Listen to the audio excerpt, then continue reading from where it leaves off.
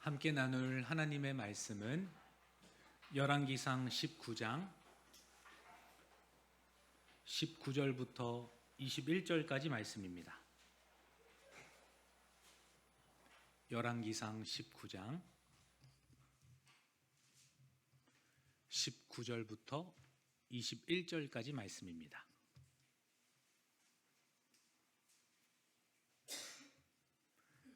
다 찾으셨으면 우리 함께 합독합니다. 엘리야가 거기서 떠나 사밧의 아들 엘리사를 만나니 그가 12겨리소를 앞세우고 밭을 가는데 자기는 12째 겨리소와 함께 있더라. 엘리야가 그리로 건너가서 겉옷을 그의 위에 던졌더니 그가 소를 버리고 엘리야에게로 달려가서 이르되 청하건대 나를 내 부모와 입맞추게 하소서. 그리한 후에 내가 당신을 따르리이다. 엘리야가 그에게 이르되 돌아가라. 내가 내게 어떻게 행하였느냐 하니라. 엘리사가 그를 떠나 돌아가서 한 겨리소를 가져다가 잡고 소의 기구를 불살라 그 고기를 삶아 백성에게 주어 먹게 하고 일어나 엘리야를 따르며 수종 들었더라. 아멘. 신앙의 계승, 신앙의 전수라는 제목으로 말씀을 전하고자 합니다. 신앙은 어떻게 계승될까요? 우리 교회에서는 어떻게 신앙이 전수되고 있고 우리 가정에서도 자녀들에게 또 집안에 있는 영혼들에게 신앙이 어떻게 전달되고 있는가라는 겁니다. 우리는 흔히 신앙의 계승을 생각할 때에 사람의 계획으로 접근하고 사람의 계획으로 생각하기가 쉽습니다. 신앙교육을 가정에서 잘하고 교회에서 잘하면 신앙의 계승이 될 것이다. 가정과 교회가 연합하고 힘을 합치면 신앙의 전수가 반드시 이루어질 것이다. 우리는 그렇게 생각을 하죠. 틀린 말은 아닙니다. 더 나아가서 교회 조직을 잘 세우고 제도화하여서 안정적으로 교육을 받게 한다면 신앙의 전수가 잘 될 것이다. 그렇게 시스템을 우리가 또 만들기도 하죠. 이런 것 가지고 안 된다.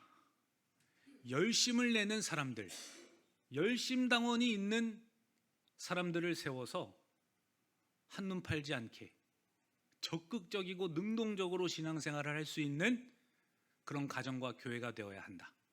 그래서 막 서로를 찌르죠. 가정에서는 부부가 서로가 바로 서야 한다고 하고 부서에서도 부서 사역자나 부장님들을 막 내세우지 않습니까? 우리는 사람의 계획으로 신앙이 전수된다, 계승이 된다, 그렇게 생각한다는 겁니다. 그러나 성경에서는 조금 다르게 설명합니다. 특히 오늘 본문에서는 더 그러합니다. 하나님의 계획 안에서 신앙이 계승되고 있다. 사람의 계획이 아니라 하나님의 계획 안에서 자녀들과 가정과 교회가 세워져 가는 것이다. 그것을 설명하고 계십니다. 사랑하는 성도 여러분, 이 신앙의 계승은 우리가 준비가 잘 되어 있는가, 잘 되어 있지 않는가, 이것도 중요하겠지만 누가 시작하고 계시는가, 누가 그 시장의 포문을 여셨는가, 그것이 더 중요하다라는 겁니다. 하나님께서는 택하신 엘리야의 뒤를 이어서 엘리사를 택하시고 그 신앙의 전수가 계승이 엘리야에게서 엘리사로 이동하게 하시는 그 하나님의 주권적인 역사가 있었다라는 겁니다.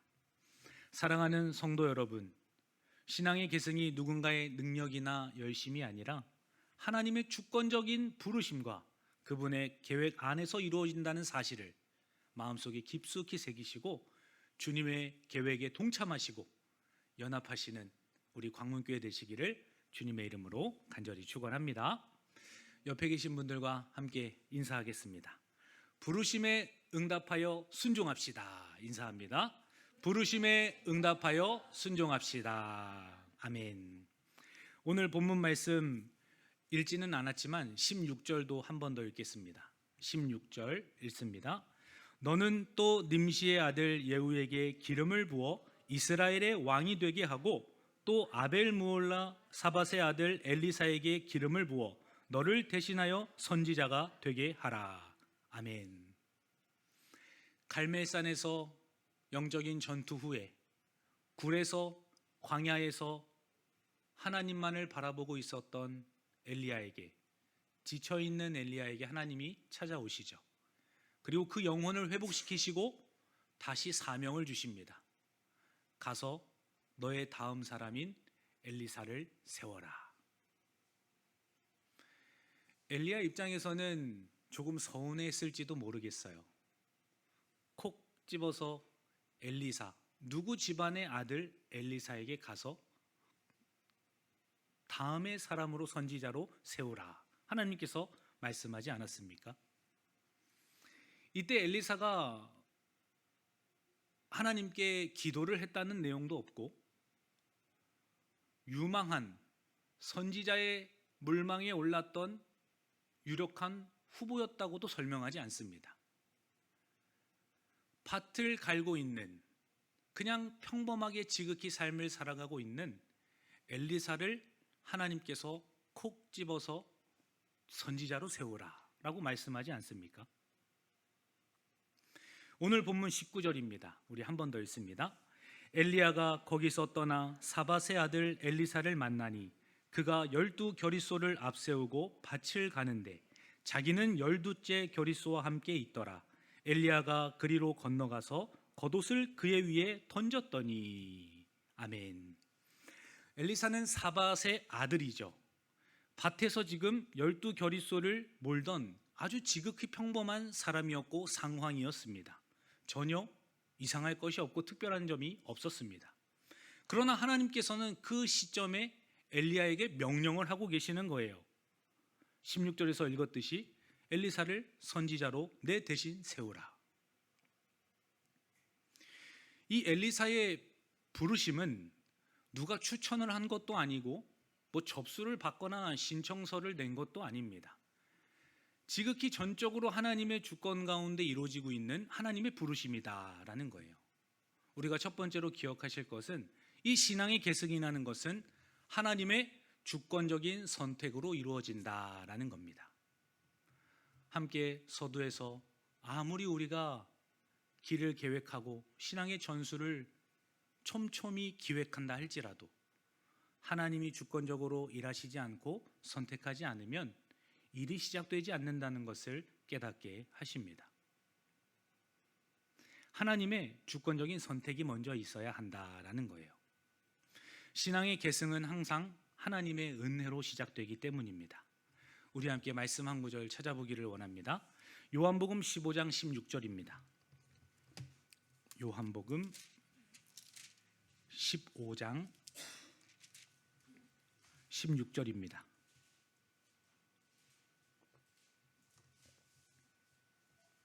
함께 읽습니다. 너희가 나를 택한 것이 아니요 내가 너희를 택하여 세웠나니 이는 너희로 가서 열매를 맺게 하고 또 너희 열매가 항상 있게 하여 이름으로 아버지께 무엇을 구하든지 다 받게 하려 함이라. 아멘.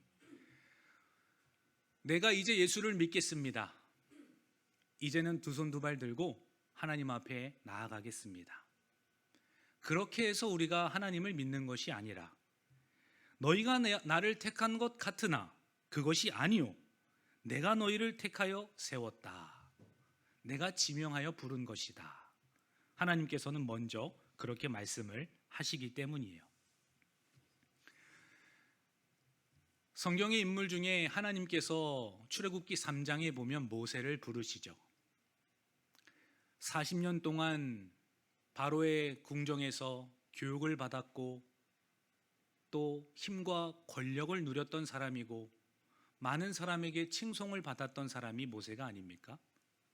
근데 40세가 돼서 히브리 민족을 보고 내가 도와줘야 되겠다. 내가 그들 편에 서야 되겠다. 마음을 먹는 순간 애굽의 방법과 자신의 생각으로 살인을 저지르게 되고 사람들에게 발각이 되고 또 바로 왕에게는 죽임을 당해야 하는 그런 갑자기 상황이 말도 안 되는 파국으로 치닫지 않습니까? 그러한 모세를 하나님께서 그제야 비로소 부르시는 것을 보게 돼요. 모세가 오히려 잘 준비되어 있었을 때에는 40세, 궁 안에 있을 때였죠. 그러나 전혀 하나님께서는 쓸모없는 그 모세를 80이나 돼서 광야에서 떨기나무 가운데 부르시는 것을 보지 않습니까? 준비되지 않은 목자였고 아직도 죄가 덮어지지 않았던, 다시 애굽으로 돌아가게 되면 아마 모세를 알아보는 사람들도 있었을 바로 그때였지 않습니까? 그때 하나님께서 모세를 주권적으로 부르십니다. 그리고 두려워 떠는 모세에게 하나님, 누가 저를 보냈다고 이야기합니까? 스스로 있는 내가 너를 보냈다고 전하라. 하나님이 그때 모세를 부르시는 것을 보게 됩니다. 사랑하는 성도 여러분, 하나님은 사람이 준비되었기 때문에 부르시는 분이 아니십니다. 우리가 아무리 준비한다고 해도 하나님의 기준에서는 준비된 자가 아니죠. 준비될 수가 없습니다. 하나님은 부르신 자들을 준비시키시는 거예요. 내가 택하여 부르시고 세웠으니 하나님의 것으로 빚어가시는 하나님의 열심과 그분의 일하심이 바로 하나님의 방법이다라는 거예요. 로마서 9장 15절과 16절입니다. 모세에게 이르시되 내가 긍휼히 여길 자를 긍휼히 여기고 불쌍히 여길 자를 불쌍히 여기리라 하셨으니 그런즉 원하는 자로 말미암음도 아니요 다른 박질하는 자로 말미암음도 아니요 오직 긍휼히 여기시는 하나님으로 말미암음이니라 라고 말씀합니다. 불쌍히 여기고자 하는 자들을 주님께서 불쌍히 여기시고 아무리 원하는 자라 할지라도 아무리 발버둥을 치는 자라 할지라도 하나님께서 긍휼히 여겨주시지 않으시면 이루어질 수 없는 일들이다 라는 것을 가르쳐주고 있어요. 오늘 오후 시간에 양육을 하면서도 하나님은 누구신가? 하나님의 주권과 그분의 예정은 무엇인가? 이러한 질문을 함께 나누다가 어떻게 예수를 믿게 되셨습니까? 이러한 질문을 드렸어요. 본인은 종갓집에 이사 왔고 맏며느리였고 제사를 너무 많이 했었다고 이야기하시더라고요. 예수의 예자도 모르셨던 분이었습니다. 그런데 아이를 낳고 이제 세간 살림을 시작하고 새들어 살다가 그 집주인이 너무나 자상하고 교회 권사님이셨는데 너무 친절했다는 거예요. 아이들도 같이 봐주고 또 맛있는 것도 있으면 나눠주고 그러다 보니 조금 시간이 나면 그 집주인을 따라서 교회를 한두 번 왕래를 했던 겁니다. 근데 결국에 발각이 되지 않았겠어요? 그래서 호되게 혼나고 시어머니한테 많이 핍박을 받고 그리고 종갓집 며느리로서 모진 모욕도 다 그렇게 세월을 보냈다고 얘기를 하시더라고요. 그러던 어느 날 시어머니가 찬송가를 흥얼거리기 시작하시더랍니다. 아니 그렇게 나를 핍박하던 시어머니가 예수를 믿게 된 거죠. 얼마나 아름다운 해피엔딩입니까? 그런데 그 성도님의 입술에서는 그런 아름다운 고백이 나온 것이 아니었어요. 나를 핍박하던 시어머니가 예수를 믿으니 내가 시어머니가 죽기 전까지는 교회를 안 나가겠다. 나는 절대 교회를 안 나갈 거다. 오히려 오기가 작동했는지도 몰라요.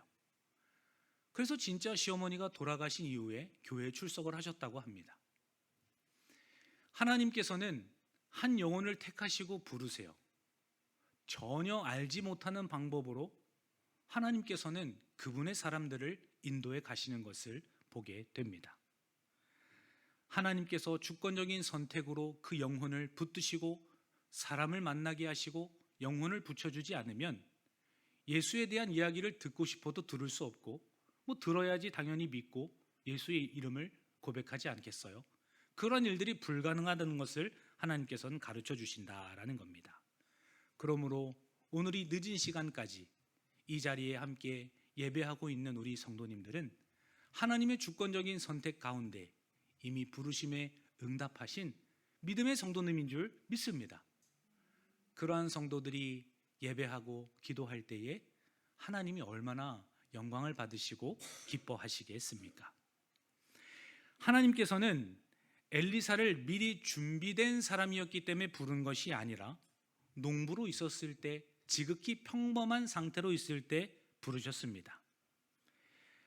엘리사가 자랑하지 못하게 하시려고, 그의 의를 드러내게 하지 못하게 하시려고, 낮은 자리에 있을 때, 겸손한 상태에 있을 때 하나님이 믿음의 사람들을 더 세워가시는 것을 우리의 삶을 통하여서도 우리는 깨닫게 됩니다.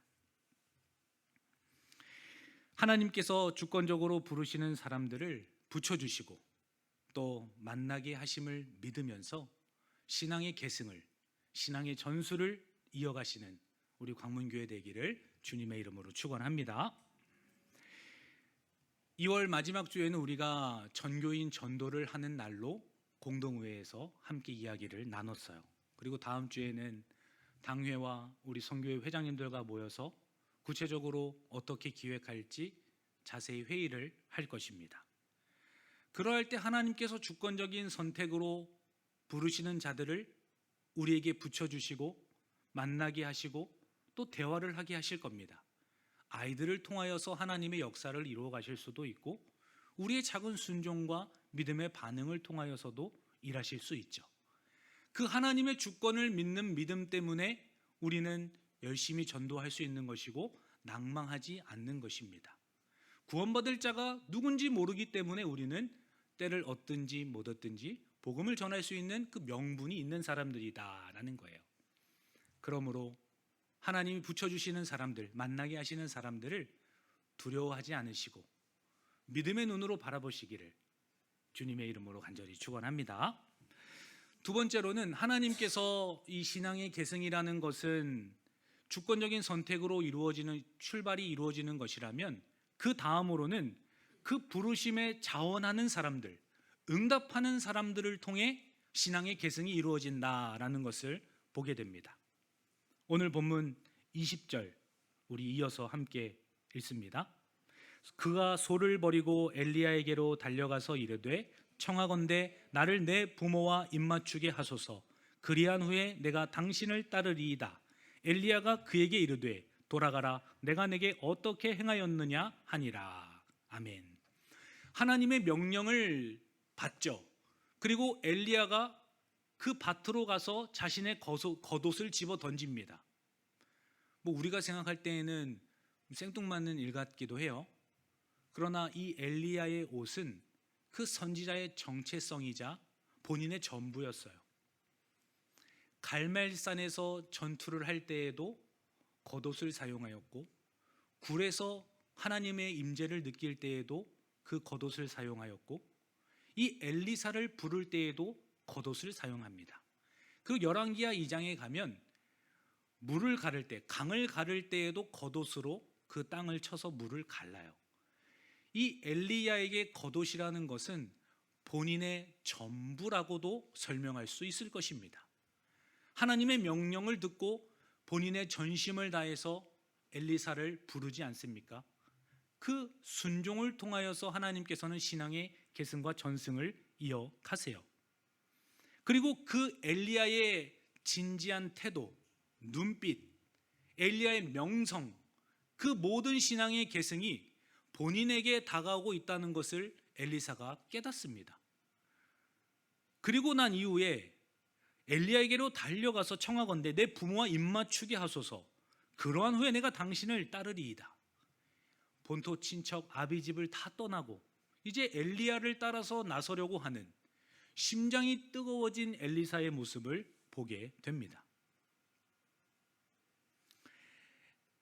엘리야는 강요한 게 아니었어요. 하나님이 너를 세우셨는데 거부한다면 당신이 하나님의 진노와 저주를 받을 것입니다. 이렇게 설득하지 않았어요. 겉옷을 던졌을 뿐입니다. 그리고 하나님께서 엘리사에게 강한 감동과 마음을 주세요. 그리고 내가 부모님께 인사도 하고 다 정리하고 이제 당신을 따르겠습니다 이야기하지 않습니까? 그러자 오히려 엘리야가 한 번 더 생각해 보아라. 돌아가라. 내가 내게 어떻게 행하였느냐. 난 뭐 한 것도 없다. 막 그렇게 단시간에 결정할 필요 없다. 오히려 만류하는 엘리야의 모습을 보게 돼요. 우리 한 번 더 20절 한 번 더 읽습니다. 그가 소를 버리고 엘리야에게로 달려가서 이르되 청하건대 나를 내 부모와 입맞추게 하소서. 그러한 후에 내가 당신을 따르리이다. 엘리야가 그에게 이르되 돌아가라. 내가 내게 어떻게 행하였느냐 하니라. 아멘. 엘리야가 강요한 것이 아니라 엘리사가 자원함으로 응답하고 있는 부분입니다. 이 하나님의 신앙의 계승은 억지로 멱살을 잡고 하나님께서 믿음의 자리로 앉히시는 분이 아니세요. 그 당사자가 예수 그리스도를 영접하도록 그의 마음을 녹이시고 돌같이 굳은 마음을 연한 마음으로 변화시키셔서 결국에는 기쁜 마음으로 주님을 선택하고 그분을 의지하고 믿도록 만드시는 하나님의 효과적인 부르심이 있다라는 겁니다. 주님께서도 내 양은 내 음성을 들을 것이다. 저들은 나를 영접하지 않는다는 사실이 이미 내 양이 아닌 것이다. 주님께서도 말씀하셨습니다. 우리 함께 말씀 한 구절 더 찾아보기를 원합니다. 요한복음 10장 26절과 27절입니다. 요한복음 10장 26절과 27절입니다. 함께 읽습니다. 너희가 내 양이 아니므로 믿지 아니하는도다. 내 양은 내 음성을 들으며 나는 그들을 알며 그들은 나를 따르느니라. 아멘. 주님께서도 내 양은 내 음성을 듣게 될 것이다. 나를 따르는 자원하는 마음이 있을 것이다. 나를 기쁜 마음으로 쫓을 것이다. 주님께서도 제자들에게 그렇게 가르쳐 주지 않았습니까? 효과적인 하나님의 이 부르심은 반드시 기쁨의 순종을 낳게 하고 응답의 역사가 이루어지게 만든다라는 겁니다. 그러나 우리가 여기서 기억하실 것은 엘리야의 순종이 없었다면 이 엘리사의 응답도 없었던 것이에요. 하나님께서는 엘리야의 순종을 통해 신앙의 계승을 이루어 가셨고 또 자원함으로 응답하는 엘리사를 통하여서 신앙의 계승이 전수가 되게 하시죠. 그러한 하나님의 부르심은 강제로 일어나는 것이 아니라 반드시 응답을 통해 이루어진다라는 겁니다. 자녀들에게 억지로 신앙을 주입하려는 것이 아니라 그들에게 때로는 설득을 하고 때로는 나의 삶으로 증명하고 또 그들이 알아들을 수 있는 눈높이에 맞게끔 그 영혼에게 가르쳐주고 그 영혼에게 가장 아름다운 모습으로 효과적으로 그 영혼을 이끌어 가시는 하나님을 신뢰하면서 우리가 거기에 함께 동참해야 한다라는 겁니다. 예수님께서도 제자들을 부르실 때에 억지로 부르신 것이 아니라 그들이 어부를 행위를 하고 있는 그 배에 오르십니다. 그리고 그들이 잡지 못하는 물고기를 많이 잡게 하세요. 그리고 진짜 하나님의 능력이 있다는 것을 보여주시고 나를 따르는 자에 대한 그 가치, 그분의 말씀에 대한 위엄, 그들이 기쁜 마음으로 예수님께 순종하며 따라오도록 하는 그 주님의 리더십, 이런 모든 것들이 자연스럽게 예수님께서도 우리에게 보여주셨던 모습이다라는 거예요. 우리의 삶 가운데에도 하나님께서 우리에게 요구하시는 자리가 있어요. 때로는 우리가 원하지 않고 탐탁치 않아 하는 그러한 순간들이 다가옵니다. 그러나 하나님은 억지로 그 일들을 맡기시지 않으세요. 오히려 한 번 더 생각해 보지 않겠니? 한 번 더 나와 함께 마음을 나누지 않겠니? 주님께서는 우리의 마음을 동하게 하시고 자원하는 마음으로 주님의 영광에 동참하게 하시는 것을 보게 된다라는 겁니다. 그러한 과정을 거쳐야지만 인격적인 주님과의 사랑의 관계가 바로 정립이 되기 때문이에요. 오늘 말씀을 묵상하면서 저도 주님 앞에서 망설였었던 때가 있습니다. 우리 광문교회에 올 때에도 참 많은 망설임이 있었어요. 오래 안정적으로 편안하게 만족스럽게 사역을 하고 있었고, 안에도 굳이 왜 가야 하느냐, 필요성을 못 느끼겠다, 여러 번 마찰이 있기도 하였습니다. 그러나 기도하면 기도할수록 하나님께서 부르신 자리라는 것이 너무나 분명하고 선명해져요. 오죽하면 둘이 금식 기도까지 하면서 3일 동안 작정으로 기도해보자, 진짜 하나님의 뜻을 구해보자, 그렇게 기도도 하지 않았겠습니까? 그런데 지금은 너무나 행복해서 웃고 있지만 이 김지훈 사모가 가기 싫다는 거예요. 그냥 여기가 좋사오니 여기서 있자는 겁니다. 그러나 그러한 굳이 가야 하냐라는 마음 속에서도 기도하면서 마음의 응답이 있고 본인도 하나님께서 부르신 자리라는 것을 인정하게 되니 자원하는 마음으로 순종을 하는 것 아니겠어요? 그리고 오늘 찬양하는 모습을 보는데 야, 우리 광문교회 오기를 참 잘했다, 이런 생각도 들기도 하였어요. 본인도 얼마나 만족하고 있는지 제가 오늘 집에 가서 물어보겠습니다만, 이 하나님의 부르심은 우리의 자원함으로, 우리의 순종하는 그 응답을 통하여서 이루어 가신다라는 겁니다. 이 순종이라는 것은 감정적인 결단이 아니에요. 이 성령의 역사이기 때문에 가능한 것입니다. 우리가 진짜 기쁨을 누릴 수 있는 것은 성령께서 순종하도록 우리의 마음을 이끌어 가실 때, 우리 자녀들이 신앙을 억지로 내가 주입당하는 것이 아니라 내가 주님의 필요성과 그분의 사랑을 깨닫고 기꺼이 그분과 함께 평생을 살아가기로 다짐하고 결정하는 그 순간, 그때 진짜 비로소 신앙의 전수가 계승이 이루어진다라는 겁니다. 주님의 일하심을 믿으면서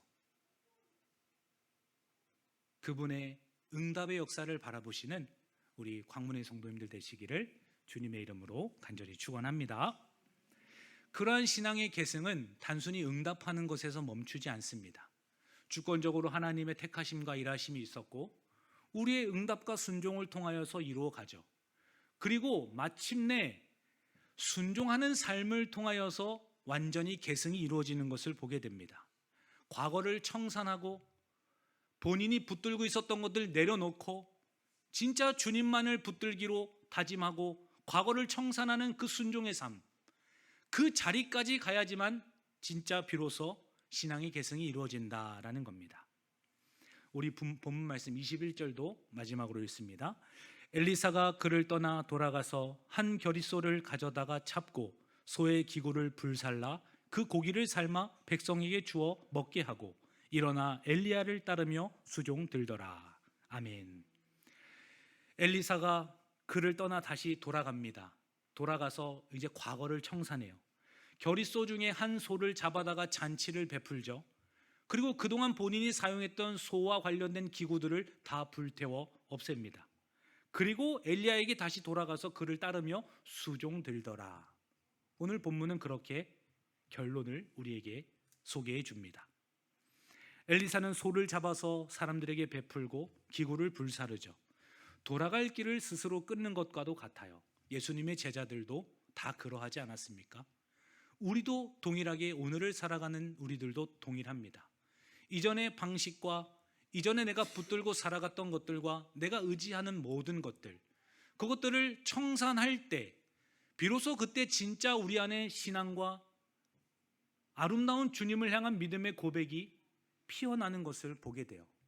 이전에는 나의 지식과 지혜와 명철과 나의 경험과 머리와 재산과 인맥과 가족과 모든 주변에 있는 것들을 붙들고 신앙생활을 했다면 그 모든 것들을 비로소 배설물처럼 여기고 내가 청산하는 그 시점에 되서야지만 진짜 하나님의 계승과 신앙이 우리에게 주어진다는 사실을 깨닫게 하십니다. 누가복음 9장 말씀에서도 동일하게 우리에게 말씀합니다. 마지막으로 말씀을 찾아보기를 원합니다. 누가복음 9장 61절입니다. 누가복음 9장 61절과 62절입니다.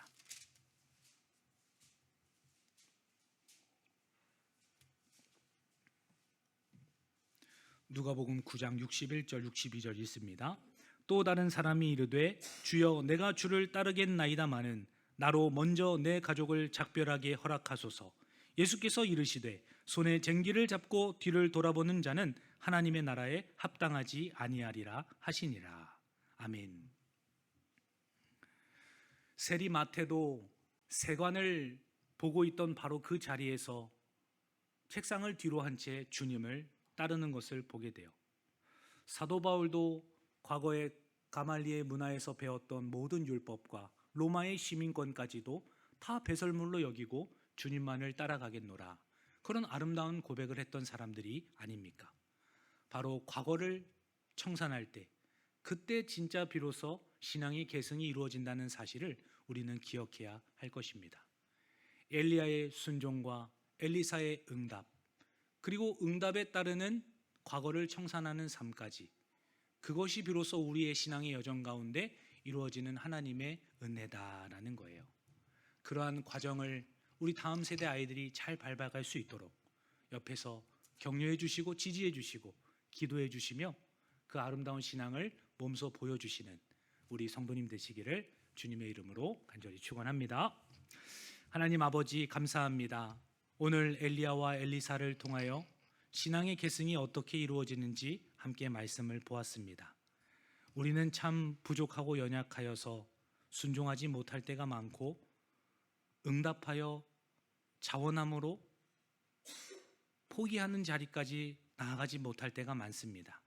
그러나 그러한 연약한 우리를 다듬어 가시고 억지로 끌고 가지 않으시며 인격적으로 대해 주시는 하나님 아버지, 더욱더 믿음의 깊이가 깊어지고 신앙의 연륜이 넓어질수록 하나님을 선택하고 더 바르게 믿을 수 있도록 우리 한 영혼 한 영혼을 주께서 친히 붙들어 주옵소서. 모든 가정 가운데 올바른 신앙의 전수가 이루어지게 하실 줄 믿고 감사드리며 살아계신 예수님의 이름으로 기도하옵나이다. 아멘.